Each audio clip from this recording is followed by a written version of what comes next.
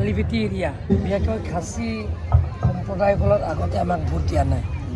তেওঁলোকে কংগ্ৰেছে দিছে আৰু SLC দিছে। 1500 ভোট আছে তেওঁলোকে। এবাৰ গোটেইখিনি ভোটাৰ্ছবিলাক লৈ আনি আমাৰ যোগদান কৰা হৈছে।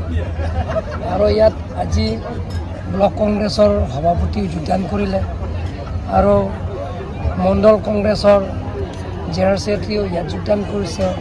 APSLC লিডাৰ্ছহঁতেও যোগদান কৰিছে। গোটেইখিনি যোগদান আজি 1351 পৰিয়ালে আজি যোগদান কৰা হৈছে। এবাৰ ইয়াত এই কালিভিটিটো ৰিজাল্ট ভাল হ'ব। তেখেতসকলে কৈছে অপজিশ্যন ইয়াত শূন্য কৰিম বুলি কৈছে, অপজিশ্যন 0 কৰিম বুলি কৈছে। ইয়াৰ ৰাইজে ভাল পাইছে, ৰাস্তাও দিয়া হৈছে আৰু ইয়াত আঁচনিবিলাক পাইছে।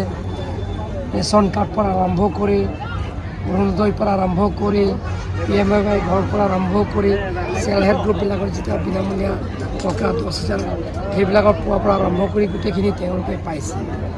কেইজনমান পৰিয়ালে অৰুণোদয় পোৱা নাই, সেইটো আমি চৰকাৰৰ লগত আলোচনা কৰি সেইটো DC অফিচৰ পৰা মই কথা পাতিলোঁ।